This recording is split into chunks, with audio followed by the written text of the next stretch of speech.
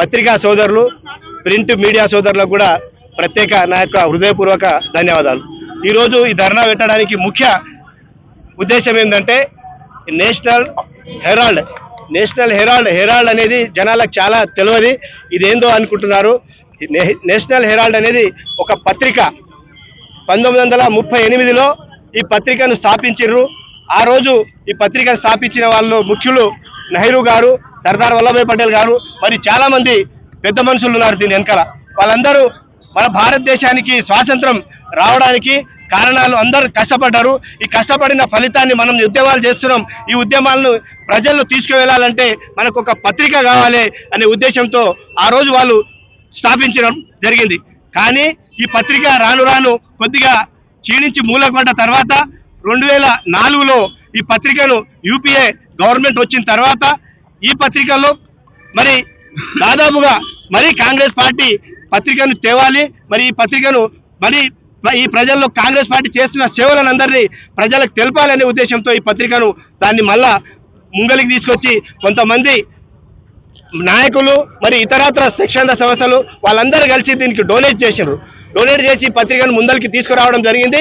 అప్పటి నుంచి ఎప్పుడైతే 2014లో కేంద్రంలో బీజేపీ ప్రభుత్వం వచ్చిందో ఆ రోజు నుంచి ఈ రోజు వరకు కూడా సోనియా గాంధీని మరి రాహుల్ గాంధీ గారిని, ఎందుకంటే ఈడీలు మరి సిబిఐ కేసులు పెట్టి హరాస్మెంట్స్ మనం ఎన్నోసార్లు ధర్నాలు, కాంగ్రెస్ క్యాడర్ ధర్నాలు చేయడం జరిగింది.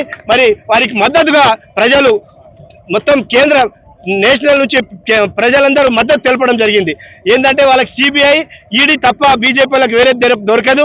ఎవరిని పీడించినా, ఎవరైతే నాయకత్వం ఉందో వాళ్ళని పీడిస్తే సిబిఐ కేసులు లేకుంటే ఈడీ కేసులు పెట్టి వాళ్ళని డ్రాప్ చేపించేసి పార్టీలో కలిస్తే ఆ కేసులన్నీ మాఫ్ అయ్యేటివి. పార్టీలో గెలవకపోతే కేసు మళ్ళీ నడుస్తుండేది. అటువంటి కేసులు పెట్టి హరాస్మెంట్ చేసుకుంటూ ఉంటే ఈ కార్యక్రమం బీజేపీ వాళ్ళు పెట్టుకున్న దాన్ని మొన్ననే ఢిల్లీ హైకోర్టులో మరి ఈడీకి దీనికి ముఖం ముక్కు ఏమీ లేదు, ఎందుకు ఈ కేసులు పెట్టుకున్నారని అట్టి కేసులు డిస్మిస్ చేయడం జరిగింది. ఇది బీజేపీ ప్రభుత్వానికి, మోడీకి, అమిత్ షాకు చెంపపెట్టు లాంటిది. వారు వాస్తవంగా ఈ కేసును డిస్మిస్ చేసినాక సుప్రీంకోర్టు ఎప్పుడైతే హైకోర్టు డిస్మిస్ చేసిందో దీని తర్వాత వాళ్ళు బీజేపీ నాయకత్వం మోడీ గారు రాజీనామా చేసి బయటికి రావాలి, మరి ప్రజల తీర్పును కోరాలి.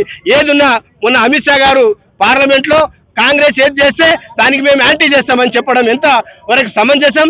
ఏది చేసినా కాంగ్రెస్ పార్టీ ప్రజలు ఉండి ప్రజల మధ్యకి వెళ్ళి ప్రజలను సేవ్ చేసుకుంటూ ప్రజల సేవ చేసే పార్టీ కాంగ్రెస్ పార్టీ. ఈరోజు బీజేపీ మత ప్రచారం చేసుకుంటూ మతోన్మాదులను బీజేపీ చేసి హిందూ, ముస్లిం, సిక్, సాయి అని మతాలను విడదీసుకుంటూ ఈరోజు పరిపాలన చేస్తున్నది. ఇది ఎంతవరకు మంచిగా బాగలేదు. కాబట్టి ప్రతి ఒక్క ప్రజలు గమనించాలి. ఏదైతే బీజేపీ వాళ్ళు చేస్తున్న మూర్ఖత్వం పరిపాలన ఉందో దీన్ని గమనించి మరి దీన్ని పారదోలేనికి మనమందరం సిద్ధమయ్యి సోనియా గాంధీ, రాహుల్ గాంధీ గారికి తప్పకుండా వాళ్ళ వెన్నుంటూ ఉండి కాంగ్రెస్ పార్టీ ఉంటుందని చెప్పుకుంటూ అవకాశం ఇచ్చిన అందరికీ ధన్యవాదాలు చెప్పుకుంటాం.